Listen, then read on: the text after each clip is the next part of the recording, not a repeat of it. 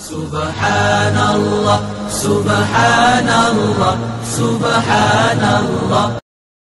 الحمد لله نحمده ونستعينه ونستغفره ونؤمن به ونتوكل عليه ونعوذ بالله من شرور أنفسنا ومن سيئات أعمالنا من يهده الله فلا مضل له ومن يضلله فلا هادي له ونشهد أن لا إله إلا الله وحده لا شريك له ونشهد أن سيدنا وحبيبنا ونبينا ومولانا محمدا عبده ورسوله.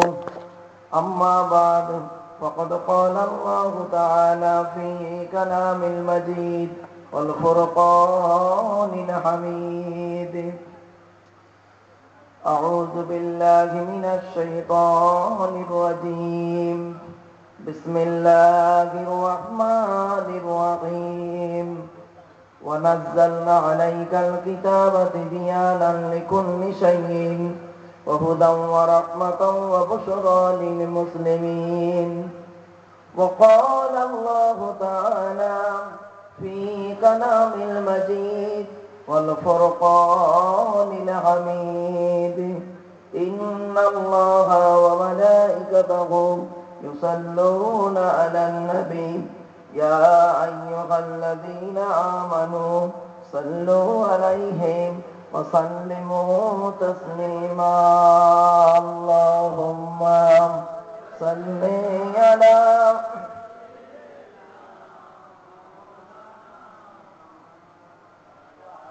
وعلى آل سيدنا.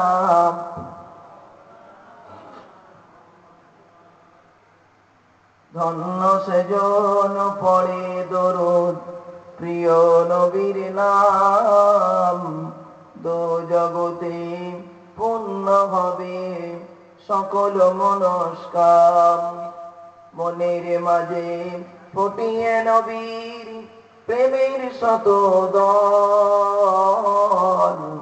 সাল্লি আলা মুহাম্মাদিন, বলো সকলে বলো আল্লাহুম্মা সাল্লি আলা, জোরে জোরে, মাওলানা মুহাম্মদ ওয়া আলা আলি সাইয়্যিদিনা।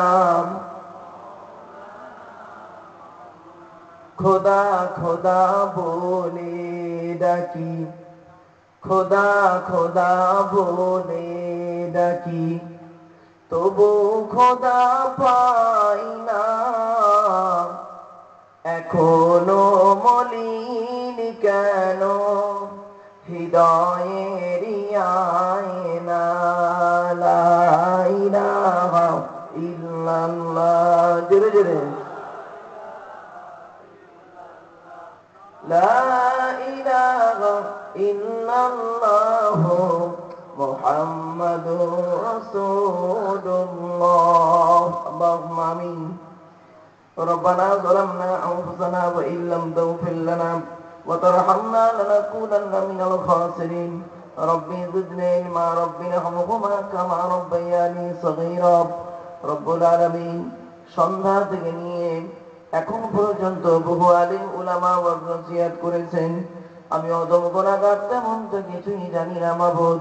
আমার নিজস্ব বলার কোনো ক্ষমতা নাই।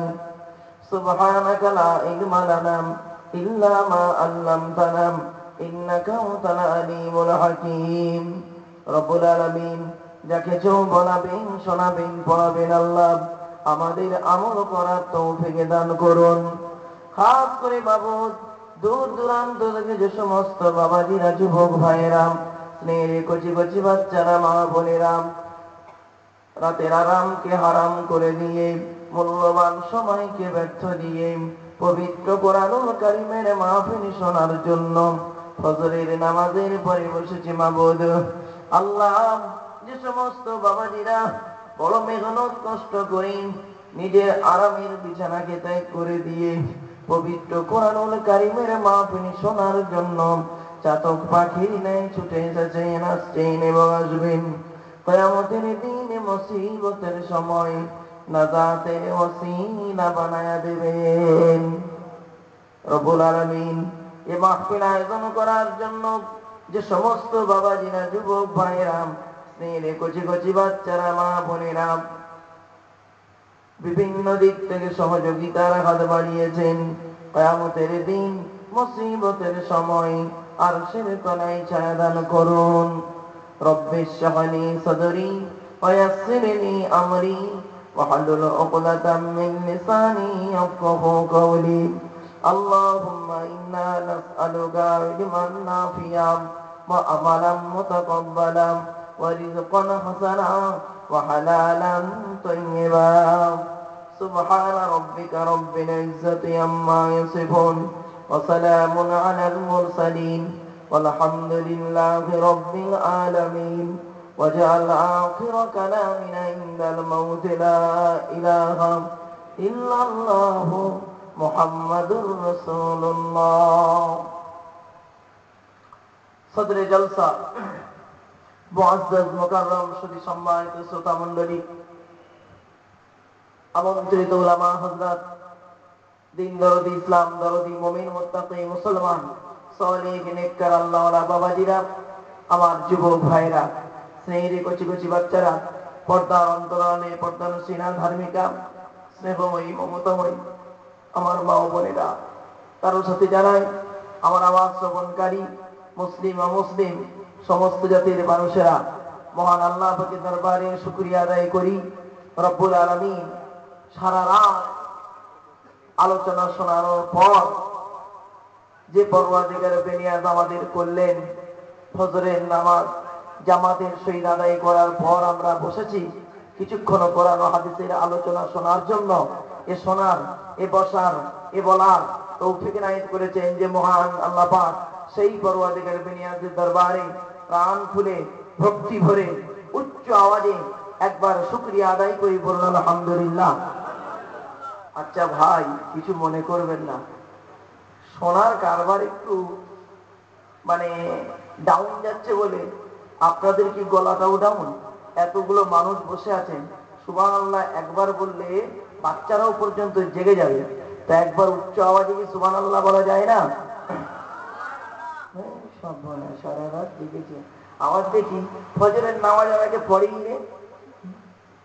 মসজিদে এতগুলো লোক যদি মসজিদে যেত, মসজিদ ভর্তি হয়ে যেত। সারা রাত জলসা দিয়ে ফজরের নামাজ বাদ, এটা সব বেকার হয়ে যাবে। আমি বলিনি কোরআনের দলিল, একটু ধৈর্যের পরিচয় দিন, তবে বেশিক্ষণ লম্বা ওয়াজ কোন নসিহত করবো না। টু দি পয়েন্টের উপরে দু চারটে কথা বলে মোনাজাত করে দেবো। মাল ওদিকে রেডি হয়ে আছে, একদম একদম প্যাকিং হয়ে আছে, খালি আনার অপেক্ষায়। কারণ সব হুজুররা সন্ধ্যা থেকে নিয়ে এখন পর্যন্ত বাংলা খ্যাতনামা বক্তাগুলো আলোচনা ও নসিহত করেছেন। আমি অধম আব্দুল্লাহ গিল মারুফ, তেমন আমার জ্ঞানগম্য নেই, আমার তেমন কিছুই জ্ঞান নেই। আমি মনে করি আপনাদের জ্ঞান আর আমার জ্ঞানের পার্থক্য হলো কি জানেন? আপনারা হলেন মহাজ্ঞানী আর আমি হলাম সামান্য কলসির মতো জ্ঞান। আমার জ্ঞানের পরিধি হলো কিছু বই পুস্তক, অক্ষর, সিলেবাসের জ্ঞান। তাই সেই সামান্য জ্ঞান নিয়ে, আপনার আল্লাহর দেওয়া জ্ঞান, সেই জ্ঞান নিয়ে আমি আপনাদের কাছে দুই একটি কথা তুলে ধরবো বাপ। তবে যতক্ষণ আমি আলোচনা করব, খুব বেশি হলে 10 থেকে 15 থেকে 20 মিনিট। আমার টাইম ধরবেন না কেন, আমার সমস্যা হয়ে যাবে। জজবা উঠে গেলে 2-5 মিনিট বেড়ে যাবে, টেনশন নেওয়ার প্রয়োজন নেই। তবে টু দি পয়েন্টের উপরে দু চারটে কথা, গুরুত্বপূর্ণ কথা আপনাদের কাছে আলোচনা রাখবো। সন্ধ্যা থেকে নিয়ে ইতিহাসের আলোচনা শুনেছেন, কোরআনের আলোচনা শুনেছেন, হাদিসের আলোচনা শুনেছেন, বিভিন্ন অ্যাঙ্গেল থেকে, বিভিন্ন দিক থেকে বিভিন্ন উলামা হযরতরা কি করেছেন, আপনাদের সুন্দর করে মগজ ধরাই করে দিয়েছেন। এবারে আমি আপনাদের কাছে এমন কিছু জিনিস নিয়ে আসবো, বা এমন কিছু জিনিস, ভাববেন না দাদের মলম বিক্রি করতেছি। আরে এক জায়গায় এরকম বলেছি, দেখি বলছে দাদের মলম বিক্রি করবে নাকি বাবা। তবে দাদের মলম নয়, আগে দাদের আমি কিছু একটা মলম আপনাদের আজকে দিয়ে যাব। আর এই মলমটা ভেতরে যদি আপনাদের থাকে, দেখবেন ব্রেনও ক্লিয়ার হবে, বাইরের দাদও যদি থাকে ক্লিয়ার হয়ে যাবে, ভেতরে যদি কোনো আলসার ঘা থাকে ওটাও সেরে যাবে, টেনশন নেওয়ার প্রয়োজন নেই। তবে আমার মলমটা হলো সুন্দর করে ফাটা কোরআন হাদিস ইজমা কিয়াসের মলম, চারটাকে এক জায়গায় জড় করে সুন্দর করে আপনাদের কাছে তুলে ধরবো। আর একটু বোঝার চেষ্টা করবেন টু দি পয়েন্টের উপরে।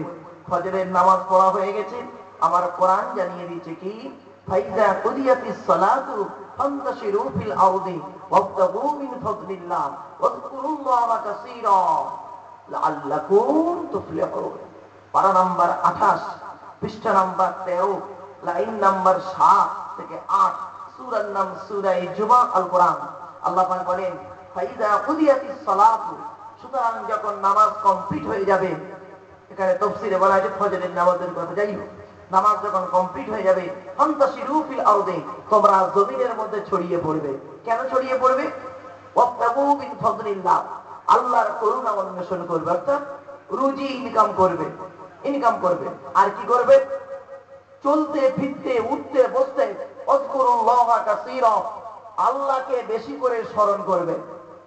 আর কি করবে? করলে কি হবে? তোমরাই হবে সফলকামী। করে বলুন সুবহানাল্লাহ।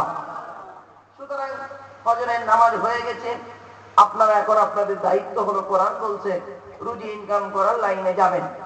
আবার আল্লাহ পাক পবিত্র কোরআনে বললেন, এই পৃথিবীতে খাবার যে খাবি, এই খাবারগুলো কেমন খাবি? পৃথিবীতে আমার দুই রকম খাবার আছে, একটা হলো হারাম, একটা হলো হালাল। হারাম গুলো খাবি না, আর হালাল গুলো খাবি। কোরআন বলছে হালাল খেতে হবে কোথায়? পবিত্র কোরআনের আল্লাহ পাক বললেন, ইয়া আইয়ুহাল্লাযীনা আমানু কুলু মিন তাইয়্যিবাতি মা রাযাকনাকুম ওয়াশকুরু লিল্লাহ ইন কুনতুম ইয়্যাহু তা'বুদুন। পারা নাম্বার 2, পৃষ্ঠা নাম্বার 4, লাইন নাম্বার 14, সূরার নাম সূরা বাকারা, আল কোরআন। হে ইমানদার বান্দাগণ, আমার দেওয়া হালাল খাবারগুলো ভক্ষণ করবি, হারাম খাবারগুলো খাবি না। আর হালাল খাবার খেতে খেতে ওয়াশকুরু লিল্লাহ, আমি আল্লাহ আমার শুকর আদায় করবি। তোরা যদি শুকর আদায় করিস, আমি আল্লাহ কি করব? লা ইন শাকারতুম লাযীদান্নাকুম। পারা নাম্বার 13, পৃষ্ঠা নাম্বার 15, লাইন নাম্বার 6, সূরার নাম সূরা ইব্রাহিমের মধ্যে আল্লাহ পাক বললেন কি, তোরা যদি খেতে খেতে শুকর আদায় করিস, ওই খাবারে আমি আল্লাহ বেশি বেশি করে নিয়ামত দান করব। ধরে বলুন সুবহানাল্লাহ। আর হারাম গুলো খাওয়া যাবে না। কোন কোন জিনিস? কোরআন বলছে, ইয়া আইয়ুহাল্লাযীনা আমানু ইন্নামাল খামরু ওয়াল মাইসিরু ওয়াল আনসাবু ওয়াল আযলামু রিজসুম মিন আমালিশ শাইতান ফাজতানিবু। 7 নম্বর পারা, 2 নম্বর পৃষ্ঠা, 1 নম্বর লাইন, সূরার নাম সূরা মাইদা, আল কোরআন। হে ইমানদার বান্দাগণ, মদ, জুয়া, লটারি, ভাগ্য নির্ধারক সব, এগুলো হলো শয়তানের কাজ। এগুলো তোরা কোনোদিন করতে যাবি না, আর এগুলো থেকে পরহেজ করবি। এবার আসছি, এই হালাল খাবার যদি আপনার ভিতরে থাকে, তাহলে আপনার দেহটা হবে ভালো। কারণ বর্তমান সময়ে বা এখন মানে সোনার কারবার একটু ডাউন যাচ্ছে না বাপ? আরে বলুন না কিনা? এই জন্যেই গতকালকে আহমেদাবাদ থেকে এক ভাই ফোন করেছিল আমার, বলে হুজুর কি বলবো, এখন কি নামাজি বেড়ে গেছে মসজিদে। কেন? ওই কি জানি, আমি কচি বুঝতে পারিনি। কারণটা হচ্ছে এখন সোনার কারবার ডাউন, সব মসজিদে ছুটেছে। আর ঠিক মদ দোকানে যাচ্ছে না, বারে যাচ্ছে না, কিছু করছে না। আর ঠিক যখন সোনার কারবার খুলে যাবে, আবার ওরা আবার খোদা ভোলা হয়ে যাবে। আমি বলিনি কোরআন, ফাইদা রাকিবু ফিল ফুলকি দাউল্লাহা মুখলিসিনা লাহুদ্দিন। কোরআনের পারা নাম্বার 21, পৃষ্ঠা নাম্বার 3, লাইন নাম্বার 3, সূরার নাম সূরা আনকাবুতের মধ্যে আল্লাহ পাক বলে দিলেন, বান্দা তোরা কখন আমার ডাকিস? তোরা যখন নৌকায় করে নদী পার হতে যাস, বিপদে যখন পড়িস, আর বিপদে পড়ে গেলে তোরা আল্লাহ আল্লাহ বলে চিৎকার করিস। ঠিক না? এখন মানুষ খোদাকে ডাকবে, বিপদে যখন পড়েছে ডাকতে হবে। এগুলো হলো কিয়ামতের আলামত। কিয়ামতের আলামত কি কি? এই কিয়ামতের আলামত সম্পর্কে কয়েক কটা কথা আপনাদের কাছে তুলে ধরবো, খুব গুরুত্বপূর্ণ কথা। আর সেই কথাগুলো বাড়িতে গিয়ে ভাববেন আর মেলাবেন। আমার বক্তব্য ওই শুনে বাড়ি যাওয়ার জন্য নয়, আমার বক্তব্য হলো এখানে বসে এবং বাড়িতে গিয়ে সমালোচনা করবেন। আমি বলি যে আমার বক্তব্য নিয়ে আপনারা সমালোচনা করবেন, নেগেটিভ পজিটিভ, ছেলেটা ঠিক বললো না ভুল বললো, দেখি তো কেন আল্লাহ নবী বললেন, কেন খোদাই কথাটা বললো, ভাববেন, ভাবতে ভাবতে দেখবেন ব্রেনটাও খুলে যাবে, মগজটা একটু ধোলাই হয়ে যাবে। আল্লাহ পাক পবিত্র কোরআনের মধ্যে বললেন, ইন্নাল্লাহা ইনদাহু ইলমুস সাআহ ওয়া ইউনাজ্জিলুল গায়স ওয়া ইয়ালামু মা ফিল আরহাম ওয়া মা তাদরি নাফসুম মাযা তাকসিবু গাদান ওয়া মা তাদরি নাফসুম বিআইয়ি আরদিন তামুত ইন্নাল্লাহা আলিমুন খবীর। এই পাঁচটা কোথায় আছে? 21 নম্বর পারা 13 নম্বর পৃষ্ঠা 13 নম্বর লাইন, সূরার নাম সূরা লোকমান, আল কোরআন। আল্লাহ পাক বলে, বান্দা এই পাঁচটা জিনিস আমি আল্লাহ তোদেরকে জানিয়ে দিচ্ছি, তোরা আমি ছাড়া কেউ জানিস না, ওটা আমি আল্লাহই জানি। এক নাম্বার হলো ইন্নাল্লাহা ইনদাহু ইলমুস সাআহ, কিয়ামত কবে হবে বান্দা কারোর বলার কোনো ক্ষমতা নাই। ঠিক না বে ঠিক বাবু? তবে আমার আল্লাহ পাক তার নবীকে পার্সোনালিটি কিছু দিয়েছেন, পার্সোনাল ভাবে কিছু জানিয়েছেন, আমার নবী সেই কথাগুলো বলেছেন, আমরা সেটাকে আলামত বা চিহ্ন বলে ধরে নিয়েছি। ঠিক না বেটি? চলো, এক নাম্বার রাসূল করিম সাল্লাল্লাহু আলাইহি সাল্লাম বললেন পৃথিবী ধ্বংসের লক্ষণ হলো, এক নাম্বার সমাজের বুক থেকে বিদ্যা উঠে চলে যাবে, সমাজ থেকে বিদ্যা উঠে যাবে, শিক্ষিত মানুষ বাজারে বেরোবে কিন্তু তাদের ভিতরে প্রকৃত শিক্ষা থাকবে না। ঠিক না বেটি? ভাবুন বাড়িতে গিয়ে। দুই নাম্বার হলো, এই শিক্ষা সম্পর্কে বলতে গিয়ে আরো দু একটা কথা একটু বলে দিই।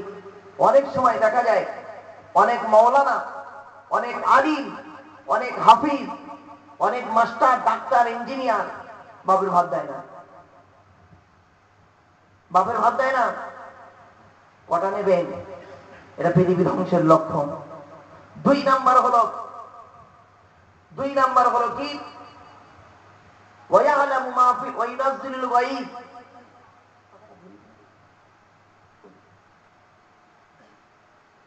ওয়া ইউনাজ্জিলুল গায়স, কোন মেঘে কতটা পানি বর্ষণ হবে বান্দা কারোর বলার ক্ষমতা নাই। ঠিক না বেটি? তিন নাম্বার হলো ওয়ায়ালামু মা ফিল আরহাম, মাতৃগর্ভে কি সন্তান জন্ম হবে, চোর হবে না ডাকাত হবে, আলেম হবে না হাফেজ হবে, এ বলার ক্ষমতা তোমার নাই। চার নাম্বার হলো ওয়া মা তাদরি নাফসুম মাযা তাকসিবু গাদা, আগামীকাল বান্দা কি খাবার খাবি, কত টাকা ইনকাম করবি, বান্দা তোর বলার ক্ষমতা নাই, আমি আল্লাহই জানি। ঠিক না বেটি? ছোট্ট একটা উদাহরণ দিচ্ছি। হয়তো অনেকে মনে মনে ভাবছে যে মারুফ ভাই বলছে যে কাল কি খাবো বলতে পারবো না। আরে মাল বাড়িতে আছে, এখন সবে একদিন হয়েছে, নাকি তাই নাকি? কাল গোশত দিয়ে রান্না হবে, কচু দিয়ে, ওল দিয়ে রান্না করব, বিভিন্ন টেকনিক্যালে রান্না করে খাবো।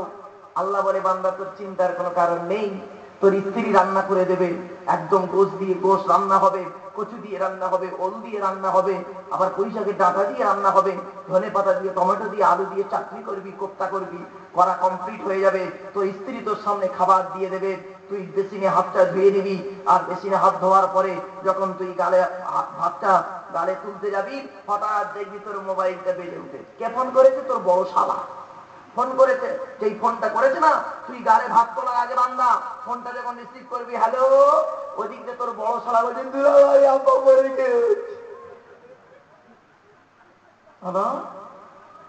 এবার ও তখন করলো কি জানে? বউকে বলছে ভাতটা রেখে দাও। বউ মনে করেছে এত কষ্ট করে রান্না করলাম, মনে হয় রান্না খারাপ হয়েছে। হট করে কি বলছে জানে? ও বলছে, শাড়িটা পরে নাও, আব্বার শরীরটা খারাপ। মেয়েটা তখন কান্না শুরু করে দিয়েছে। বুঝতে পারছেন না? আরে বাপের সঙ্গে মেয়ের একটা সম্পর্ক আছে, আল্লাহ প্রেমটা নিয়ামত। এবার বেটা করলো কি? বউকে নিয়ে, মেয়ে তো কাঁদছে, শ্বশুর মরে গেছে, ওর বাপ মা মরে গেছে, কাঁদছে। আর ছেলেটাও মাঝে মাঝে তো কাঁদছে, ভাই আমার বউ আমার বাপ মরে গেছে, কাঁদে। এখন তো মানে ভালোবাসার তো ঘটেই, রাগ করবেন না। এম এর ছেলে মেয়ে পড়াই, কলেজ ইউনিভার্সিটি ছেলে মেয়ে পড়াই, তো সেদিন এম এ সেকেন্ড ইয়ারের ছেলে মেয়েরা আমাকে বলছে, স্যার এই পৃথিবীতে ভালোবাসা করে চিৎকার করে, আপনি ভালোবাসা শব্দটা একটু ভেঙে দিন তো। আমি কি দিয়ে ভাঙি? তো মারাত্মক কারবার। আমি শোন, ভালোবাসাটা কি? ভয়াকার ল, ভয়াকার দন্ত সয়াকার, হয়েছে? বানানটা হয়েছে কি? আরে বলুন না। আরে ভয়াকার ভালোবাসা বানান কি? ভয়াকার ল, ভয়াকার দন্তস্বয়াকার, তাই তো?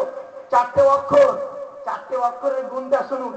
ভয়াকার দিয়ে ভালো মন্দ না বুঝে, ল দিয়ে লজ্জা শরমের মাথা খেয়ে, আর ভয়াকারে বাবা মাকে না যাইলে, দন্তস্বয়াকারে সাগরে ঝাঁপ। যুবকরা মনে করছে মারুফ ভাই যা বললো মারাত্মক জিনিস। বন্ধুরে, একটু ধৈর্যের পরিচয় দে, ঠিক ঠিক করে বুঝিয়ে দেবো কোরআন আর হাদিস দিয়ে।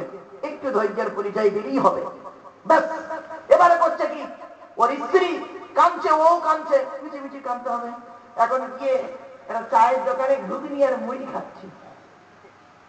আল্লাহ বলে, দেখলি তোর স্ত্রী টিকিয়া কোট্টা কুরবানির গোস্ত রেখেছিলি ফ্রিজে, ওই মাল খাওয়া কথা তো, কিন্তু ওটাকে না খাইয়ে আমি আল্লাহ তোর ঘুগনি আর মুড়ি খাওয়াচ্ছি।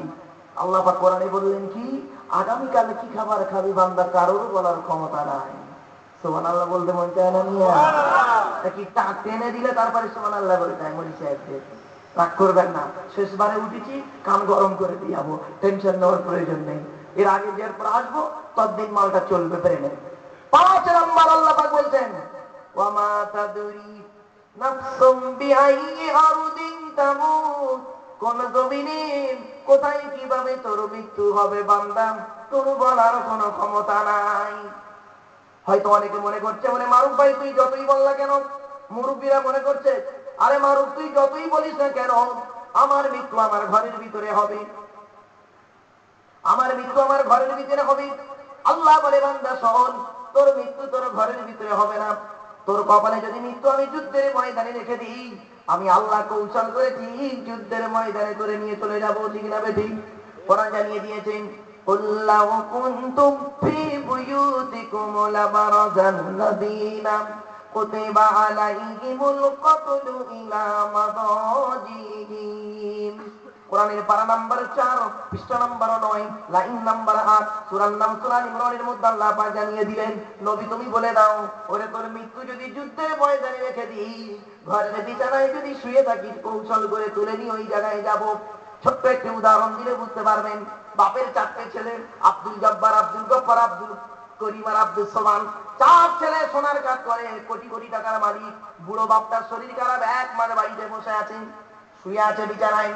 কলকাতার একটা ডাক্তার, ভগবতীপুরের একজন ডাক্তার বলেছে, ওরে আব্দুল গফফার, আব্দুল জব্বার, আব্দুল করিম, আব্দুল সোমান, তোরা পয়সাওয়ালা লোক, তোর বাপটা বিছানায় শুয়ে আছে 1 মাস, চলে যা কলকাতার পিজি হসপিটালে নিয়ে চলে যা। পিজি হসপিটালে বড় বড় মেশিনের দ্বারাই তোর বাপ বেঁচে যেতে পারে, মাইক্রো সার্জারি করে। 4 ছেলে করেছে কি, বাপকে নিয়ে অ্যাম্বুলেন্স করে নিয়ে এখন যাচ্ছে, হরেন বাজিয়ে বাজিয়ে যাচ্ছে। বাপরে, উদ্দেশ্য কি? বাপটাকে বাঁচানো, ঠিক না বেটি? আর বলুন না, বাপটাকে বাঁচানো। বাপ কি বলবো রে, যখন করেছে কি, অ্যাম্বুলেন্স যাচ্ছে, 4 ছেলে যাচ্ছে বাপকে বাঁচাতে, এতগুলো টাকা নিয়ে যাচ্ছে, বাপকে বাঁচাতে হবে পিজি হসপিটালে। আমার আল্লাহ বলে, তোর বাপের বাঁচানোর 12টা বাজিয়ে দেবো। দেখ, যখন একটা বাম্পারে গাড়িটা ঘপ করে উঠে, যদি বুড়োটা অফ করে শেষ, মাঝ রাস্তায় শেষ। কোরআন আল্লাহ বলছে, আইনা মা তাকুনু ইদরিকুমুল মাউতু ওয়ালাউ কুনতুম ফি বুরুজিম মুশাইয়াদা। কোরআনের পারা নাম্বার 5, পৃষ্ঠা নাম্বার 9, লাইন নাম্বার 7, সূরা সূরা নিসাল। কোরআন জানিয়ে দিয়েছে, বান্দারি মৃত্যু থেকে কোথায় পালাবি? পাহাড়ের চূড়াইতে লুকবি, ওখানেই মৃত্যুর ফেরেশতা ঠিক পৌঁছে যাবেন। আর একটা দলিল দিয়ে যাচ্ছি, قل إن الموت الذي تفرون منه فإنه ملاقيكم ثم تردون إلى عالم الغيب والشهادة فينبئكم بما كنتم تعملون। কোরআনের পারা নাম্বার 28, পৃষ্ঠা নাম্বার 13, লাইন নাম্বার 3 থেকে 4, সূরার নাম সূরা জুমার মধ্যে আল্লাহ পাক বলে দিলেন, নবী ওদেরকে বলে দাও, ইন্নাল মাউতাল্লাযী তাফিরুনা মিনহু, মরণ থেকে তোরা কোথায় পালাবি? মরণ তো জানা গিয়ে ধরবে, বান্দা বুঝতে পারবি না। আর যখন তোদের মৃত্যু হবে, আমি আল্লাহ আমার কাছে তোদের ফিরে আসতে হবে। পৃথিবীর জমিনে কত সুদ খেয়েছিস, ঘুষ খেয়েছিস, ব্যভিচার করেছিস, নারী নির্যাতন করেছিস, কত স্ত্রীর হক আদায় করিসনি, ওরে কত স্বামীর হক আদায় করিসনি, কত বেটার হক আদায় করিসনি, কত মেয়ের হক আদায় করিসনি, কত পিতামাতার হক আদায় করিসনি, কত নোংরা কাজগুলো করেছিস, কত বারে গিয়েছিস, কত ফেসবুক ঘেটেছিস, কত হোয়াটসঅ্যাপ করেছিস, করেছিস, কত ইমো করেছিস, কত তুই নেটে কারবার করেছিস, সমস্ত কৈফিয়ত গুলো নেওয়ার জন্য আমি আল্লাহ করব কি? ফায়ুনাব্বিউকুম বিমা কুনতুম তা'মালুন, সমস্ত খবরগুলো তো সব জানিয়ে দেবো, চিন্তার কোনো কারণ নেই। তাই বান্দাই পৃথিবীতে কিয়ামতের আলামত সম্পর্কে আলোচনা করতে গিয়ে আমার রাসূল বললেন, এক নাম্বার হলো পৃথিবীর জমিনে বিদ্যা উঠে যাবে, দুই নাম্বার হলো ব্যভিচার বেড়ে যাবে, ওয়ায়ুসারু জিনা, ব্যভিচার বেড়ে যাবে, ঘরের ভেতরে ব্যভিচার চলছে, ঘরের বাইরে ব্যভিচার চলছে। ও মুসলমানের বাচ্চা, গালে দাড়ি মাথায় টুপি দিয়ে খুব নামাজ পড়েছো, খুব জলসা দিয়েছো, কিন্তু খোদা 12টা কেমন বাজাবে লক্ষ্য করুন। আল্লাহ নবী বলেন, তোরা জান্নাত জান্নাত করে খুব চিৎকার করেছিস, এটা করলে জান্নাতি, ওটা করলে জান্নাতি, আর আমি মুহাম্মদ তোদের বলে যাচ্ছি, দেখবি জান্নাতে ঢোকার আগে জান্নাতের চৌকাঠে একটা আরবি বাক্য লেখা আছে। আরবি বাক্যটা আজকে বলে যাচ্ছি, শুনে রেখে দিন। আদ-দায়ুসু লা ইয়াদখুলুল জান্নাহ, দায়ুস ব্যক্তি কোনদিন জান্নাতে যেতে পারবে না। দায়ুস ব্যক্তি কারা জানেন? ভালো করে শুনে নিন। দায়ুস ব্যক্তি কোন লোকটা? যার স্ত্রী, যার মা, যার বোন আর মেয়ে, এই 4 শ্রেণীর মহিলা যে ব্যক্তির পর্দার মধ্যে থাকে না, ওই ব্যক্তি হলো দায়ুস। ওই ব্যক্তি হলো দায়ুস। ও মুসলমানের বাচ্চা, তোমরা মার খাবে না, খাবে কারা? তোমরাই তো আগে মার খাবে। তোমরা তোমাদের মাকে, তোমাদের বোনকে, তোমাদের মেয়েকে, তোমাদের বউকে ভোটে দাঁড়িয়ে ভোট দেওয়ার চেষ্টা করেছিলে। তোমরা আবার জান্নাত জান্নাত করে চিৎকার করো। আল্লাহ রাসূলের হাদিসগুলো আপনাদের কাছে একটা একটা করে তুলে যাচ্ছি। আজকের এই কথাগুলো কেন বলছি একটু শুনে নিন। আল্লাহ রাসূল বলেছেন, পৃথিবীর যত মুসলমান কাজাসাদিন ওয়াহিদাম, একটা বডির মধ্যে, কি বললাম? আরে বলুন না, একটা বডি। তার মানে পৃথিবীর যত মুসলমান একটাই বডি। আমেরিকার মুসলমানের যা ঈমান, ভারতের মুসলমানের তাই ঈমান, ঠিক না বেটি? তার বিশ্বাসটা কি? আল্লাহ এক, নবী মুহাম্মদ সাল্লাল্লাহু আলাইহি ওয়াসাল্লাম তার রাসূল, নামাজের সময়, তাই না? তাই রাসূল বললেন, পৃথিবীর সমস্ত মুসলমান হলো কাজাসাদিন ওয়াহিদ, একটা বডির মতো। সুতরাং তোমার বডির ভিতরে যদি তোমার পা যদি কেটে যায়, পা কেটে গেলে যদি তোমার মাথা যদি টের না পায়, জানতে হবে পায়ে তোমার প্যারালাইসিস হয়েছে, ঠিক না বেঠিক? মনে রাখবেন, চেচনিয়ার মুসলমান, বসনিয়ার মুসলমান, প্যালেস্তাইনের মুসলমান, ইরাকের মুসলমান, আফগানিস্তানের মুসলমান, ওরে আহমেদাবাদের মুসলমান, শুধু তাই নয়, কাশ্মীরের মুসলমান, আসামের মুসলমান, রোহিঙ্গা মুসলমান গুলো, শুধু তাই নয়, সিরিয়ার মুসলমান, উইঘুরি মুসলমানদের যখন টুকরো টুকরো করা হয়, আর এই মোল্লার মধ্য পাড়ার মুসলমানদের যদি অন্তরটা না কাটে, জানতে হবে এদের ইমানে প্যারালাইসিস হয়েছে, ঠিক না বেটি? ইমানে তো প্যারালাইসিস। মনে রাখবেন, রাসূলুল্লাহ বলেছেন, পৃথিবীর সমস্ত মুসলমান হলো একটা বডির মতো। যাই ওদিকে আলোচনা আর করলাম না বাপ, আলোচনার বিষয়বস্তু রেখেছিলাম কিয়ামতের আলামত সম্পর্কে। এবারে কিয়ামতের আলামতের আরেকটা কথা বলি যাচ্ছি, সকলে আপনারা জানেন, ঈসা আলাইহিস সালাম পৃথিবীতে আসবেন, শুনেছেন? বলুন না, ঈসা নবী কোথায় আসবেন শুনে নিন। জায়গাটার নাম বলে যাচ্ছি, একদম মার্কিং করে বলে যাচ্ছি বাপ। ওয়াজ করতে গেলে 1 ঘন্টা ওয়াজ করতে গেলে 3 ঘন্টা আগে বই পড়তে হয়।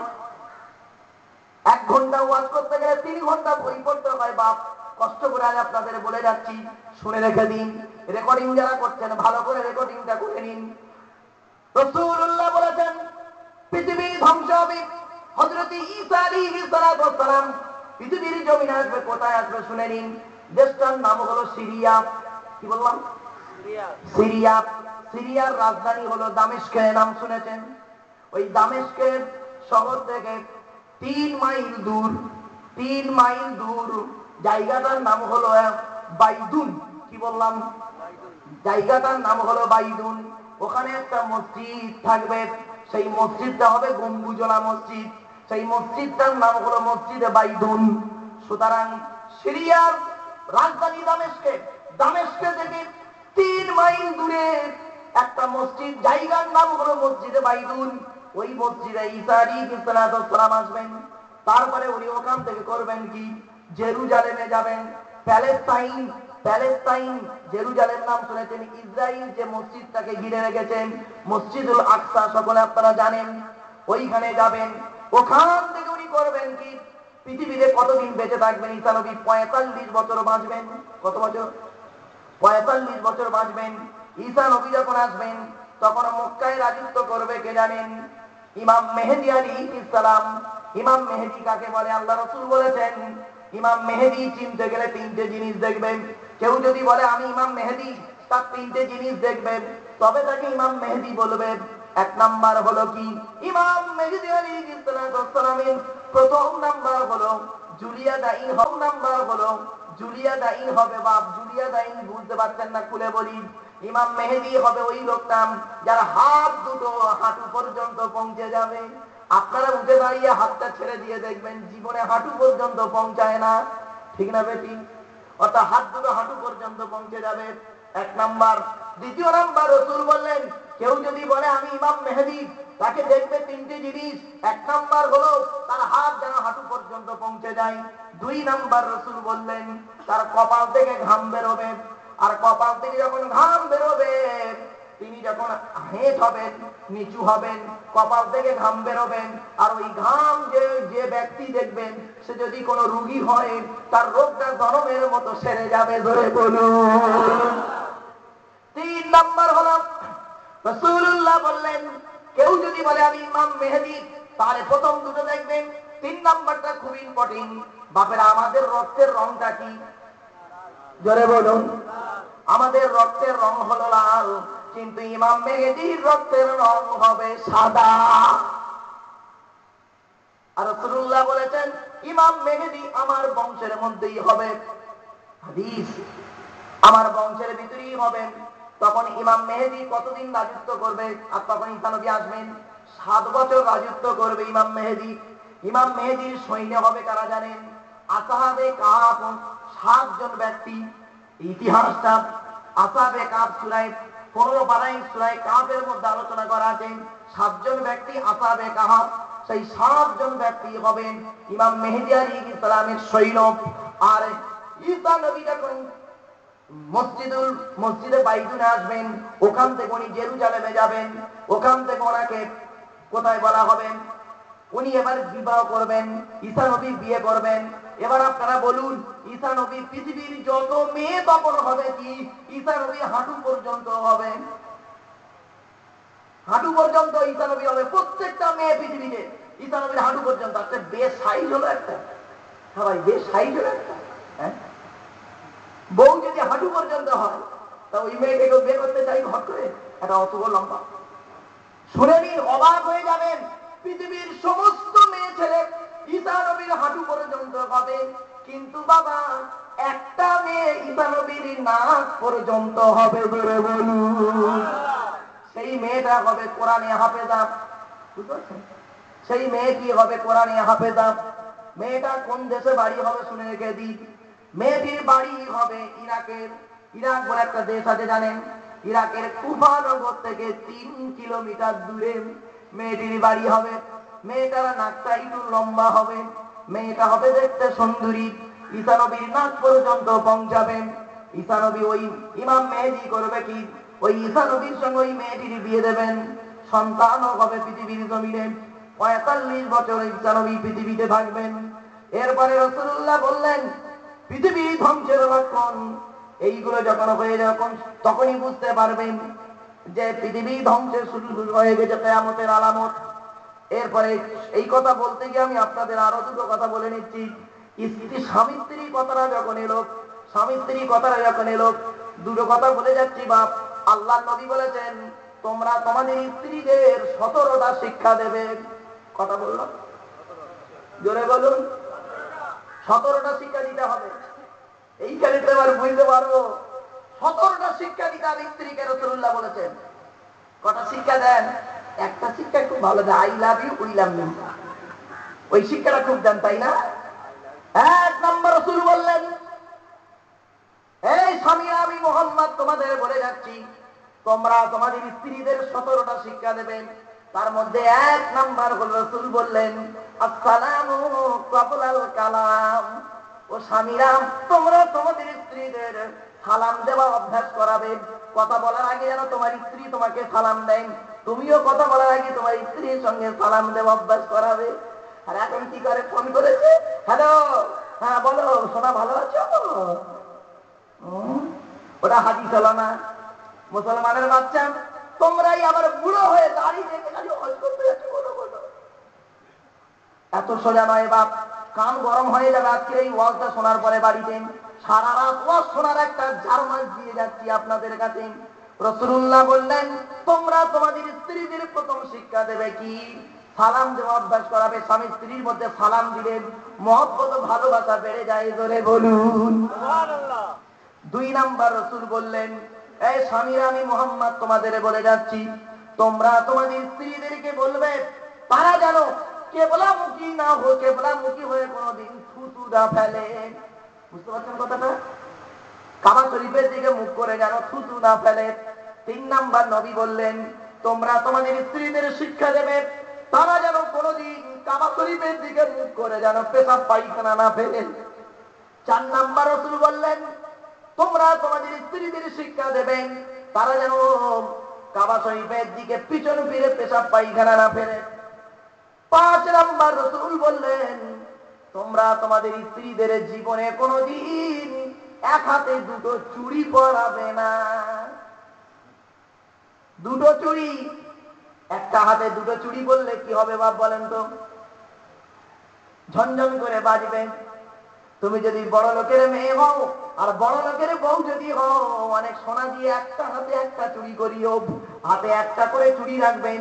2টো করে চুড়ি একটা হাতে রাসূলুল্লাহ নিষেধ করেছেন, কারণ ওই চুড়ির আওয়াজ না, মেয়েদের চুড়ির আওয়াজ দাম অন্য পুরুষের কাছে ব্যভিচারের তুল্য হয়ে যায় বাপ।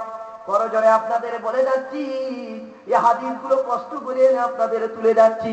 শুধু তাই নয়, এরপরে রাসূলুল্লাহ বলেছেন, প্রত্যেকটা নবী তারা করতো কি? স্ত্রীদের চুলের উপরে ঘুমাতো, চুলের উপরে মাথা দিয়ে স্ত্রীর চুলের উপরে মাথা দিয়ে নবীরা ঘুমাতো। এটা হলো রাসূলের সুন্নাত। আর এখনকার স্ত্রীগুলো দেখবেন কি করে দেখেন, বড় একটা বালিশ, 2টো বালিশ আর মাঝখানে একটা দেয়াল দেওয়ার জন্য আর একটা বালিশ। তার মানে যারা শ্বশুররা করছে কি, মেয়ের বিয়ে দিচ্ছে আর বিয়ে দেওয়ার সময় শিখিয়ে দিচ্ছে, মা তো চিন্তা নাই রে, 2টো বালিশ দিলাম দুজনের আর মাঝখানে একটা দেয়াল তুলে দিল।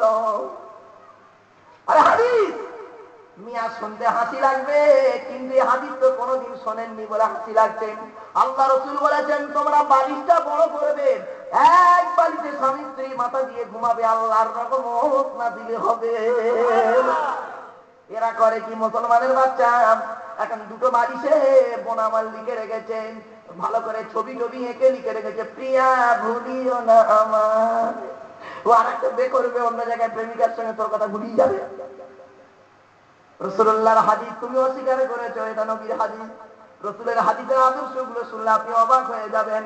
তাই রাসূলুল্লাহ বলেন, আমি মুহাম্মদ তোমাদের বলে যাচ্ছি, তোমরা তোমাদের স্ত্রীদের সঙ্গে এরকম সম্পর্ক রাখবে।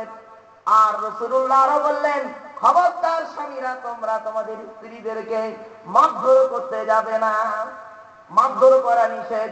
আল্লাহ নবী একদিন গভীর রাতে আয়েশার ঘরে শুয়ে আছেন, আল্লাহর স্বামী তার স্ত্রীর হাত ধরে না? আরে ভাই বলুন না, স্বামী তার স্ত্রীর হাত ধরে না? ধরে তো। আল্লাহর নবী করেছেন কি, আম্মা জান আয়েশার হাতটা ধরেছেন হালকা ভাবে।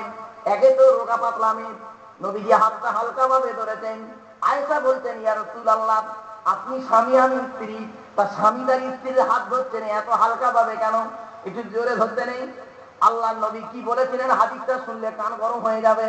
আল্লাহর নবী বলেছিলেন, আয়েশা তুমি হলেন অত্যন্ত রোগা পাতলা মেয়ে, আর আমি তোমার হাতটা যদি ধরি জড়ি, আর তুমি যদি হাতটা ঘোরাতে যাও, যদি মচকা লেগে যায়, হাতটা যদি ভেঙে যায়, 15টা উট দিতে হবে আমাকে।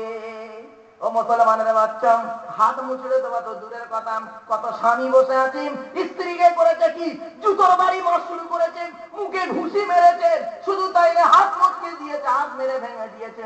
আর বুড়ো বয়সে ইল্লাল্লাহ জিকির করতে, যে আগে ক্ষমা চেয়ে আর যা। রাগ করবেন না বাবা, আমি সাময়িক কথাগুলো বলছি, শুনতে খারাপ লাগবে। রাসূলুল্লাহর হাদিস, অবাক হয়ে যাবেন। আল্লাহর নবী বলেছেন, কোন স্বামী যদি তার স্ত্রীর মারধর করে বিনা অন্যায় মেরে তার হাত যদি ভেঙে দেয়, 15টা উট দিতে হবে ক্ষতিপূরণ ওই স্বামীকে।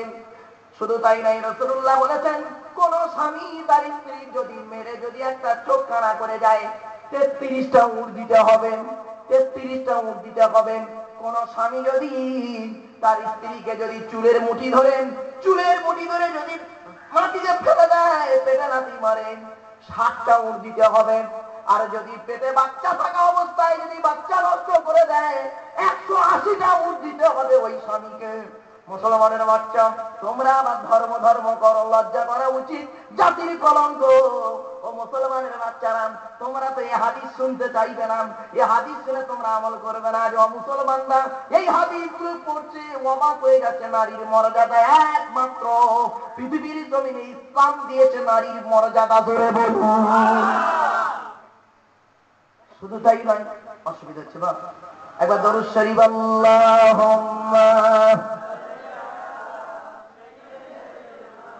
মাওলানা মুহাম্মদ ওয়া আলা আলি সাইয়্যিদিনা। শুধু শ্রোতা মণ্ডলী, আমার রাসূলুল্লাহ আরো কি বললেন শুনে রেখে দিন। স্ত্রী মারার জাত নয়, শুনাই। একটা মেয়ে যখন জন্মগ্রহণ করে, একটা যে বাড়িতে মেয়ে জন্মগ্রহণ করে, আল্লাহর ফেরেশতারা বলেন এই বাড়িতে একটা দুর্বল কন্যা জন্ম নিয়েছে, গো আল্লাহ তোমার রহমতগুলো নাযিল করো, জোরে বলুন। এবার বাচ্চা মেয়েটা যখন আস্তে আস্তে একটু বড় হয়, তখন আল্লাহর রহমত কিভাবে হয় জানেন? ফেরেশতারা বলেন এই পিতামাতা, তোমরা এই মেয়েটাকে সুন্দর করে লালিত পালিত করে ভালো জায়গায় যদি বিয়ে দিতে পারো, আমার নবী বলেছেন কিয়ামতের মাঠে ওই কন্যার পিতার সাথে জান্নাতে আমার দেখা হবে, জোরে বলুন। এরপরে মেয়েকে যখন বিয়ে দেওয়া হয়ে গেল, বিয়ে দেওয়া হয়ে যাওয়ার পরে আমার আল্লাহ বলেন এই মেয়ে ছেলে, তুমি স্বামীর ঘরে চলে গিয়েছো, একজনের স্ত্রী, সুতরাং তুমি পর্দা পুশিদারের মধ্যে থেকে যাও। এই পৃথিবীতে আমি আল্লাহ আমার আর আমার নবীর পরে তোমার স্বামীকে ভক্তি করবে। আমার মা বোনরা সব জেগে আছে না, ঘুমোচ্ছে না, উঠে পড়ি না, গেলে হবে একজন বাড়িতে। কিচ্ছু করার নেই বাপ, কিচ্ছু করার নেই। শুধু তাই নাই, এরপরে কি হয়েছে শুনুন। পেটে বাচ্চা এসেছে মেয়েটা, পেটে যখন বাচ্চা এসে যায়, ফেরেশতারা বলেন ওই মহিলা তোমার পেটে বাচ্চা এসেছে, তুমি যদি বাচ্চা হতে গিয়ে মারা যাও তোমাকে শহীদের মর্যাদা দেওয়া হবে, জোরে বলুন। এরপরে করলো কি, বাচ্চা হয়ে গেছে, বাচ্চা হয়ে যাওয়ার পরে মেয়েটা মা হয়ে গেছে, তাই না? এবারে আল্লাহর রাসূল বলছিলেন মহিলা শুনে রেখে দাও, তুমি মা হয়েছো, তোমার পায়ের তলায় জান্নাত আল্লাহ দিয়ে দিল। এর থেকে এইরকম সম্মান পৃথিবীতে আর কোন ধর্ম দেয়নি, ঠিক না বেটি? আমি সারা ভারত ঘোরালো বা সারা ভারত ঘোরালো। আমি ত্রিপুরায় গিয়েছিলাম, ত্রিপুরায় একটা সেমিনারে। তো ত্রিপুরার সেমিনারে যেতে মানে বিভিন্ন রকম ধর্মের মানুষ আছে, তারা তাদের ধর্ম নিয়ে আলোচনা করছে। নারী সম্পর্কে যখন কথাটা এলো, তারা বলছে, একজন পট করে দেখি বলে ফেললেন যে ইসলাম ধর্মে নারীদেরকে ঘরের ভিতরে পর্দার ভিতরে রেখে তাদের এইসব করায়। তা আমি কিছু বললাম না, বক্তব্য শুনে নিতে হবে, তারপরে যদি ক্ষমতা থাকে প্রতি উত্তর করতে হবে। তো এবার উনি বলার পর, এবার আমার যখন বলার পালা এলো, তখন এবার আমি এই কথাগুলো তুলে ধরেছি। একদম পুরো চুপ হয়ে গেছে, পুরো চুপ। আপনি দেখুন, এরা হলো ইসলাম। এরপরে ইসলাম বলছে এ মেয়ে ছেলে, তুই ভাববি না তোর কিচ্ছু নেই, তোর আমি কি দিয়েছি, কোরআন বলে দিয়েছে তোর বাপে, তুই যখন বাপের বাড়ি থাকবি হারাই যে অংশটাও তুই পেয়ে যাবি, জোরে বলুন। কি বুঝলেন? আর একটা বেটা ছেলের দেখার লোক বেশি নেই, কিন্তু মেয়ে ছেলের দেখার লোক আছে অনেকগুলো। খুঁজে দেখুন, 1 নাম্বার হলো তার ছেলে, 2 নাম্বার হলো তার স্বামী, 3 নাম্বার হলো তার ভাই, 4 নাম্বার হলো তার বাপ। কিন্তু দুঃখের বিষয়, এতগুলো গাইডলাইন থাকার পরেও মেয়েরা বাইরে বেরিয়ে পড়েছে। এই জন্য রাসূলুল্লাহ বললেন কিয়ামতের আলামত হলো কি জানেন? এই নারীদের সম্পর্কে কথাগুলো বলে গেলাম। এরপরে রাসূলুল্লাহ বলেছেন, আমি মুহাম্মদ তোমাদের বলে যাচ্ছি, তোমরা তোমাদের স্ত্রীদেরকে বলে দেবে ওরা যেন গোসলখানায় যেখানে গোসলখানা বলেন তো নাকি বাপ না বাথরুম বলেন, শিক্ষিত মানুষ তো আপনারা ইংরেজিতে একটু বেশি ব্যবহার করেন বুঝতে পারছি। তো যাই হোক, গোসলখানায় তোমরা তোমাদের স্ত্রীদের বলবে গোসলখানায় তোমরা যেন উলঙ্গ অবস্থায় গোসল করো না। হযরত আয়েশা সিদ্দিকা আম্মা জান আয়েশা বললেন, ইয়া রাসূলুল্লাহ, গোসলখানায় যদি কোনো মহিলা উলঙ্গ অবস্থায় গোসল করে ক্ষতিটা কি? কেউ তো দেখতে পায় না, সব ঢাকা আছে, ঘেরা আছে। আল্লাহর নবী কি বলেছিলেন শুনে নিন। আল্লাহর নবী বলেছিলেন, আয়েশা তুমি গোসলখানায় যদি উলঙ্গ অবস্থায় গোসল করো তাহলে দেখা যাবে কি তুমি তোমার আল্লাহ থেকে আর তুমি তোমার দুই কাঁধের ফেরেশতা থেকে তোমার লজ্জাস্থানকে হেফাজত করতে পারছো না। কি বুঝতে পারলেন? এখন মুসলমানের বাচ্চা দেখবেন গোসলখানায় পেশাব পর্যন্ত ফেরেন। খবরদার নয়, নবী নিষেধ করেছেন তোমরা গোসলখানায় পেশাব ফিরবে না, গোসলখানায় তোমরা পেশাব ফিরতে যাবে না। দুঃখের বিষয়, রাসূলুল্লাহ বললেন তোমরা কোনোদিন রাস্তার উপরে পেশাব পায়খানা ফিরবে না। আর মুসলমান পাড়ায় ঢুকে দেখি রাস্তার এপাশে ওপাশে মিন্দি মিঠাই হালুয়া মোরব্বাগুলো পড়ে রেখেছেন, অভদ্র। শুধু তাই নয়, রাসূলুল্লাহর হাদিস, মুসলমান পাড়ায় যত ঢুকেছি ওরে বাবা খাটিয়া ঢুকবে না, ওদের ঘরগুলো বড় করে রেখে দিয়েছে। খাটিয়া ঢুকবে মানে এত গুলি গুলি ঘর করে গুলি যায় কেন? তুমি এক ঘরটা ছোট রেখে 10-12 ঘর না করে তুমি 11-12 ঘর করে 9-10 ঘর করে কেন দুয়ার জায়গা রাখতে পারোনি? বাপরে বাপ, একটা গাড়ি ঢুকবে না। মুসলমান এটা আমরা আবার অনেক কথাগুলো বলি, ধর্ম নিয়ে চিৎকার করি, ধর্মের কথা আমাদের সাজে না।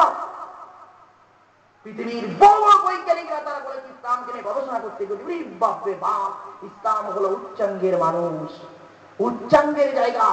ইসলাম ধর্মের মানুষগুলো উচ্চাঙ্গের মানুষ এবং তাদের চিন্তা ভাবনা চেতনা দয়া সব এর ভিতরে ঢোকানো আছে। দুঃখের বিষয়ে আমরা কিন্তু এটাকে মানলাম না। এরপরে রাসূলুল্লাহ বললেন তোমরা তোমাদের স্ত্রীদের বলবে আল হায়াউ শুবাতুম মিনাল ঈমান, স্ত্রীদেরকে লজ্জার শিক্ষা দেবে। এই স্বামী স্ত্রীর মধ্যে লজ্জা থাকবে না মিয়া, রাসূলুল্লাহ বলেছেন স্বামী স্ত্রীর মধ্যে লজ্জা থাকবে। দুঃখের বিষয় কি বলবো বাপ, বাড়ির ভিতরে টিভি টেলিভিশনে সিডি চলছে, দেবের বই চলতেছে, বাপ দেখছে, মা দেখছে, ভাই দেখছে, বোন দেখছে, নির্লজ্জের জাতকাটাগারি বুড়ো বুড়ি গুলো দেখতেছে। রাসূলুল্লাহর হাদিস বাপেরা করো জোরে বলে যাচ্ছি, আপনারা আমাকে মানুন বা না মানুন, আমি শুধু আপনারে বলে দিয়ে যাচ্ছি। আর এই বলে দেওয়াটাই হলো আমার কাজ। রাসূলুল্লাহ বলেছেন আজ পৃথিবীর জমিনে বন্ধুত্ব করেন, এ করে কি পার্টির লিডারদের সঙ্গে তেল মাখাচ্ছে, ও করছে মন্ত্রীদের তেল মাখাচ্ছে। আমার কোরআন বলেছে তুই কার সঙ্গে বন্ধুত্ব করবি রে? পৃথিবীতে 4 শ্রেণীর লোকের সঙ্গে বন্ধুত্ব করবি তবে নাজাত পেয়ে যাবি। 1 নাম্বার কোরআন বলল মাইয়ুতির রাসূলা ফাকাদ আনামাল্লাহু আলাইহিম মিনান নাবিয়িন সিদ্দিকিন ওয়াশ-শুহাদা'i ওয়াস-সালিহিন। এই 4 শ্রেণীর লোকের সঙ্গে বন্ধুত্ব করতে বলেছে কোরআন। কটা শ্রেণী বললুম বাপ? তাড়াতাড়ি 4 শ্রেণীর লোক। 1 নাম্বার হলো কোথায় আছে কোরআনে? পারা নাম্বার 5, পিছন নাম্বার 8, 9 নাম্বার 1 সূরার নাম সূরা নিসাল কোরআন। 1 নাম্বার হলো নবীদের সঙ্গে বন্ধুত্ব কর। আরে নবী তো নেই, আল্লাহ রাসূল বলে গেলেন আমি চলে যাচ্ছি, আল উলামাউ ওয়ারাসাতুল আম্বিয়া, আমার আলেমদেরকে রেখে যাচ্ছি, আলেমদের সঙ্গে বন্ধুত্ব রাখবি। তাই নবী বললেন কুন আলিমান, আলেম হম, আলেম যদি হতে না পারি আও মুতাআল্লিমান, অথবা আলেমের ছাত্র হব, আর তাও যদি হওয়ার সুযোগ না পাসেন তা কি করবি? আও মুস্তামিয়ান, আলেমরা যেটা বলে ওটা কান লাগিয়ে মনোযোগ সহকারে শুনবি। ওরে তোর কপালে যদি এই সুযোগটাও না জোটে তুই কি করবি? দূর থেকে আও মুহিব্বান, আলেমদেরকে ভালোবাসবি, কিয়ামতের মাঠে নাজাত পাবি। ধরে বলুন। তার 1 নাম্বার হলো নবীদের সঙ্গে বন্ধুত্ব করতে হবে। 2 নাম্বার হলো সিদ্দিকিন, সত্যবাদীদের সঙ্গে বন্ধুত্ব করতে হবে। বাবা কত মন্ত্রীদের দেখলাম বাপ চোখের সামনে, ভোটের আগে কত প্রতিশ্রুতি দিল, আর ভোটের পরে তাদের চিনতে পারা গেল না। ঠিক নয় কি? হ্যাঁ, রাগ করবেন না। এই রোজার মাসে আমার বাড়ির উপরে উৎসব বলে একটা হল আছে, সেমিনার হল, মানে অনুষ্ঠান হয়। সে হলে রোজার মাসে মন্ত্রীগুলো ছিল, আর আমাকে বক্তব্য দিয়ে দিয়েছে। আমি তো মানে ডিপার্টমেন্টের লোক, এবার আমাকে বক্তব্য দিয়ে দিয়েছে, আর আমি উঠে প্রথম শুরু করেছি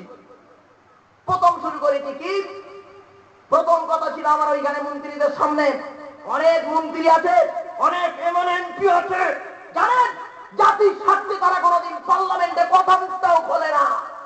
মুসলমানের বাচ্চাকে অনেক মতাই টিভির লজ্জা কথা করে, জাতির কলঙ্ক, ইসলামের চরম শত্রু যাদেরকে ভাবেন এরা মুসলমানের বাচ্চা, এরা আমাদের মুসলমান, আমাদের ধর্মের লোক, তারাই আপনাদের চরম ক্ষতি করে, আপনারা বুঝতে পারেন না। পার্লামেন্টে গিয়ে একটাও কথা বলে না, চুপ করে থাকে, চুপ করে থাকে, তারা চুপ করে থাকে। কারণ যদি টিকিটটা ক্যান্সেল হয়, বুঝতে পারছেন না? বড় দুঃখ নিয়ে কথাগুলো আজ বললাম, ভেতরের কথা জানি বলে তাই বলে যাচ্ছি। আমি ওখানে যখন আমাকে বলছিলাম মন্ত্রী সব বসছিল অনেকে, মানে পেপারও দেখেছেন অনেকগুলো বসে আছে। এবার আমি বলছি রাসূলুল্লাহ বলেছেন মুনাফিকের নিদর্শন হলো তিনটি। আল্লাহ রাসূল বলেছেন মুনাফিকের নিদর্শন হলো তিনটি। এক নাম্বার হলো কথায় কথায় মিথ্যা কথা বলা, দ্বিতীয় নাম্বার হলো কি ওয়াদা খেলাপ করা, আর তৃতীয় নাম্বার হলো আমানতকে খেয়ানত করা। আর তিনটে গুণই দেখতে পাওয়া যায় কিছু শ্রেণীর ভদ্রলোকের ভিতরে। কথায় কথায় মিথ্যা কথা বলা, বুঝতে পারছেন না? ওয়াদা খেলাপ করা কার মধ্যে হয়, বুঝতে পারছেন? আর আমানতকে খেয়ানত করা। আমি বললাম শুনুন, আমানত মানে শুধু আপনারা ভাববেন না টাকা আমানত না, টাকাও আমানত। আমানত তার বস্তু হতে পারে, ব্যক্তি হতে পারে, বস্তু হতে পারে, ব্যক্তি হতে পারে। বস্তুটা আপনারা জানেন টাকা পয়সা আমানত, বা কারোর কাছে কোনো জিনিস রেখেছে ওটা আমানত। কিন্তু ব্যক্তিটা কি, শুনে রেখে দিন, নবী আমার বলেছেন স্বামীর কাছে স্ত্রী হলো আমানত। তার মানে বাপের কাছে ছেলে হলো আমানত, বাপের কাছে মেয়ে হলো আমানত। হয়েছে বাবাজিরা, শুনে রেখে দিন, রাজার কাছে প্রজারা হলো আমানত। সুতরাং যত মন্ত্রীরা কেনে এসেছেন ওদের কাছে আমরা হলাম আমানত। আমাদের হকটা, আমাদের দায়িত্ব, যদি ওরা কথা না বলেন আমাদের মাঠে কৈফিয়ত দিতে হবে। কুরুচু জীবনে তো এরকম পেটের কথা শোনেন। তাই আজ আপনাদের বলে যাচ্ছি, রাসূলুল্লাহর হাদিসগুলো একটা একটা করে তুলে ধরে যাচ্ছি। আল হায়া শুবাতুম মিনাল ঈমান। আর কোরআন আমার জানিয়ে দিল নবীদের সঙ্গে বন্ধুত্ব কর। দ্বিতীয় নাম্বার হলো কি সিদ্দিকিন, সত্যবাদীদের সঙ্গে বন্ধুত্ব করবি। তৃতীয় নাম্বার কোরআন জানিয়ে দিল শুহাদা, শহীদানদেরকে ভালোবাসবি, শহীদানদেরকে বন্ধুত্ব করবি। শুনে রেখে দিন, শহীদান কত প্রকারের হয় জানেন? 10 প্রকারের শহীদের মর্যাদা আছে, মনে রাখবেন। কেউ যদি, রাসূলুল্লাহ বলেছেন, কেউ যদি 10 বছর যদি মসজিদে আযান দেন, তাকে শহীদ এসে মারা গেলেন, শহীদের মর্যাদা তাকে দেওয়া হয়। ধরে বলুন সুবহানাল্লাহ। শুধু তাই নাই, কোন মহিলা যদি পেটে বাচ্চা অবস্থায় যদি বাচ্চার মধ্যে গিয়ে মারা যায়, তাকে শহীদের মর্যাদা দেওয়া হয়। আবার রাসূলুল্লাহ বললেন, বাবরে অবাক হয়ে যাবেন, রাসূলুল্লাহ বললেন কোন মানুষ যদি অজ্ঞাতে মৃত্যু হয়, অজ্ঞাতে মৃত্যু বোঝেন, দিয়াল চাপা পড়ে মারা গেছেন, ভূমিকম্পে মারা গেছেন, বাপরে যদি ইচ্ছা করে মরেন, কিন্তু আত্মহত্যা করা হলো হারাম। হে মুসলমানের ছেলে মেয়েরা, ভাই বোনেরা, প্রেমিক প্রেমিকা প্রেম করতে গিয়ে করেছে কি জানেন? ও ফোনটা একটু তোলে না বলে গলায় দড়ি দিতে গেছে। শুনে রেখে দিন, মহব্বত ভালোবাসার কথা কি বলি, এই জানাজার নামাজ ওদের পড়া না যায়। ওই যারা আত্মহত্যা করে, শুনে রেখে দিন, যারা আত্মহত্যা করে ওদের জন্য আলেমদের জানাজার পড়া নিষেধ করা আছে। কেন জানেন? ওদের জানাজা পড়লেন না পড়লে জনগণ বুঝবে যে মৃত্যু, আত্মহত্যা করা হলো হারাম। সুতরাং ওর থেকে মানুষ শিক্ষা নেবে।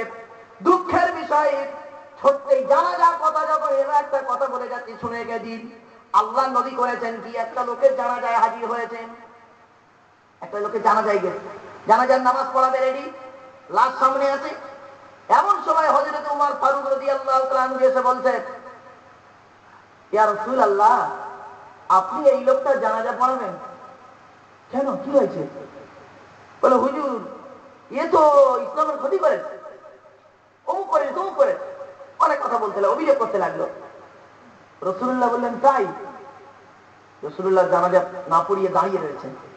রাসূলুল্লাহ বললেন কি, সাহাবীদের দিকে লক্ষ্য করে বলছে, আচ্ছা তোমরা বলছো এই লোকটি, ওমর বলছে যে এই লোকটি জানাজা পড়াতে নিষেধ করছে আমাকে। আচ্ছা এতগুলো মানুষ তোমরা বলো তো, তোমাদের মধ্যে কি কেউ কোনোদিন এই লোকটাকে কোনো একটা ভালো কাজ করতে দেখেছিল ইসলামে? একটা ভালো কাজ করতে দেখেছিল ইসলামে? তা বলছে, একজন ব্যক্তি উঠে দাঁড়িয়ে বলছে, ইয়া রাসূলুল্লাহ, আমি দেখেছি। বলে কি? যুদ্ধের ময়দান থেকে মুজাহিদরা যখন জিহাদ করে ফিরছিল, তারা একটা জায়গায় তাঁবু গেড়ে ক্লান্ত কষ্ট হয়ে গেছে, তারা ঘুমিয়ে পড়েছিল। আর ওই লোকটিকে আমি দেখেছি ওই ইসলামিক মুজাহিদদেরকে কি করেছে, দাঁড়িয়ে দাঁড়িয়ে সারা রাত পাহাড়ে দিয়ে দেখেছি। তখন রাসূলুল্লাহ বললেন কি? বলল, ঠিক আছে, জানাজার কাতার দাও। জানাজার নামাজ শুরু করে দিল। নামাজ পড়ার পরে রাসূলুল্লাহ বললেন, কবরে শুইয়ে দেওয়ার পরে রাসূলুল্লাহ বলছেন, হে কবরবাসী, তোমাকে তোমার গ্রামের মানুষেরা ধারণা করে যে তুমি জাহান্নামী, কিন্তু আমি মুহাম্মদ তোমাকে ধারণা করি তুমি জান্নাতি। জোরে বলুন সুবহানাল্লাহ। আর উমারকে কি বলল রাসূল? উমার, লোকের বাহ্যিক আকৃতি দেখবে, সাথে সাথে অন্তরের জজবাটাও দেখে নিও। কি বুঝলেন? ভাববেন, এগুলো চিন্তা করবেন। আর আমাদের মধ্যে না এই জিনিসগুলো নেই বলি আল্লাহ বলে, বান্দা তুই আমাকে ভয় কর। প্রত্যেক নবী রাসূলকে আল্লাহ পাক বললেন, প্রত্যেক নবী বলেছেন, ইন্নী লাকুম রাসূলুন আমিন ফাত্তাকুল্লাহ ওয়া আতিউন। তোরা কি করবি? আমি হলাম সত্যবাদী রাসূল, তোরা আল্লাহকে ভয় কর। আল্লাহ বলে, তোরা আমার ভয় করবি, সারা পৃথিবী তোর ভয় করবে। আর তুই আমার ভয় করবি না, তোকে পৃথিবীতে যতদিন বাঁচতে হবে লোকের ভয় করে করে চলতে হবে। ঠিক না বেটি? ভাবুন, ইসলাম কোনদিন ওই ফলের হাড়ির উপরে আসে নাই, রাসূলুল্লাহর ডাব্বাতে আসে নাই। ইসলাম এসেছে কষ্ট কষ্টের মধ্য দিয়ে। খাজা মঈনুদ্দিন চিশতি আজমিরি রহমাতুল্লাহ আলাইহির একটা দিক আমরা দেখি, একটা দিক দেখি, কিন্তু খাজা মঈনুদ্দিন চিশতি আজমিরি রহমাতুল্লাহ আলাইহির আরেকটা দিক আছে। সেই দিকটা হলো কি জানেন? ইসলামী সংগ্রামের জন্য যে জীবনটা বিলিয়ে দেওয়া। ঠিক না বেটি? রজব মাসে দেখা যায়, মানে কি আপনাদের আগে দেখতে চলে? আরে বলুন না। আচ্ছা, ওই ডেক না কি বলে চলে নাকি? হ্যাঁ, রজব মাসে ডেক চললো, কত কিনা করলেন, কিন্তু মনে রাখবেন আসল তো ডেক চলা নয়, খাজা বাবার মহব্বত আসল নাই। ইয়া খাজা কুস্তু আজা পেট্টো ভার যা, রাগ করবেন না। খাজা মঈনুদ্দিন আজমিরি রহমাতুল্লাহ আলাইহির আরেকটা দিক আছে। ইমাম আবু হানিফার, খালি ইমাম আবু হানিফার মসলা নিয়ে চলেন, ইমাম শাফিঈর মসলা নিয়ে চলেন, আর মরামরি করেন নিজেদের মধ্যে অযোগ্য কথা বলে, লেখাপড়ার জ্ঞান নেই কিছু নেই। তারা অল্প বিদ্যা নিয়ে বড় বড় বাতেলা মারে। মনে রাখবেন, ইমাম আবু হানিফার একটা দিক হলো, তিনি সারাটি জীবন ইসলামের জন্য জিহাদ করে গেছেন, ইসলামের সমস্ত জিনিসগুলো দিয়ে শেষ পর্যন্ত জেলে তার জীবনটা গেছে। ঠিক না বেটি? শুধু তাই নয়, আব্দুল কাদের জিলানী রহমাতুল্লাহ আলাইহি, নিজামুদ্দিন আউলিয়া থেকে শুরু করে পৃথিবীর বড় বড় আল্লাহর ওলি, আলিম, নবীরা, প্রত্যেকের একটা করে দিক আছে। আরেকটা দিক আছে, সেটা ইসলামের জন্য ত্যাগ, ইসলামের জন্য যে জীবন দেওয়া। যুদ্ধের ময়দানে রাসূলুল্লাহর দাঁতটা গেল ভেঙে, মনে নেই? সাহাবীদের গর্দান চলে গেল। ছোট্ট একটা উদাহরণ দিলে বুঝতে পারবেন। আল্লাহ বলে, বান্দা তুই আমার ভয় করবি, সারা পৃথিবী তোদের ভয় করবে। আর তুই আমার ভয় করবি, এই পৃথিবীতে সারা তোকে ভয় করে চলতে হবে। দলিল ছোট্ট একটা উদাহরণ দিচ্ছি, বাড়িতে গিয়ে ভাববেন। হযরতে খালিদ বিন ওয়ালিদ তিনি করেছেন কি, আফ্রিকায় ইসলাম প্রচার করতে যাচ্ছে, সঙ্গে সাথীরা রয়েছে। নদী পার হয়ে যখন যাবে, জঙ্গলে, আফ্রিকার জঙ্গলে যখন ঢুকেছে, জঙ্গলের কিছু মানুষ তারা বলছে, সৈন্য মানে জঙ্গলে যারা পাহারা দেয় তারা বলছে, এ ভাই শোনো, তুমি মুসলমান হওয়ার যেই হও, এই জঙ্গলে, আফ্রিকার জঙ্গলে সাপ রয়েছে, ব্যাঙ রয়েছে, আপনারা কি বলেন, বাঘ রয়েছে, সিংহ রয়েছে, সুতরাং তোমরা জঙ্গল দিয়ে যেও না, জঙ্গলে থাকতে পারবে না। খালিদ বিন ওয়ালিদ কি বলেছিল জানেন? না, আমরা এখানেই রাত কাটাবো। কি ইমাম দেখুন, এখানেই রাত কাটাবো। বলি তাই? বলে হ্যাঁ। এবারে খালিদ বিন ওয়ালিদ করলেন কি, সঙ্গীদেরকে নিয়ে ওই আফ্রিকার জঙ্গলের ভিতরে একটা মঞ্চ তৈরি করলো, কাঠ দিয়ে একটা মঞ্চ, উঁচু জায়গা তৈরি করেছে।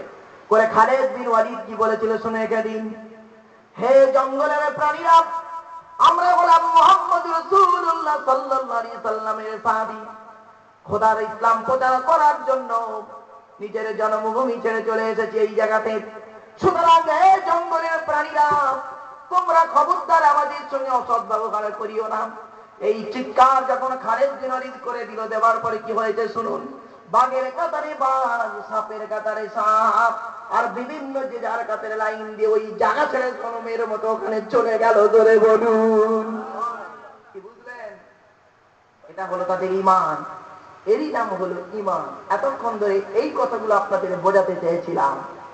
শুধু আমরা একটা দিক শুনেছি, কিন্তু আর একটা দিক যে রয়েছে ইসলামের, শুধু দাড়ি টুপিটাই ইসলামকে নিয়েছি, মাথায় টুপি নেওয়া নিয়ে ইসলামকে নিয়ে মারামারি করেছি, পাঞ্জাবি নিয়ে মারামারি করেছি, নামাজের ভিতরে উচ্চতলা নিচুতলা নিয়ে মারামারি করেছি, রোজা নিয়ে মারামারি করেছি, তারাবি নিয়ে মারামারি করেছি, কিন্তু ইসলামের আসলটাই নিয়ে আমরা কোনোদিন ভাবিনি।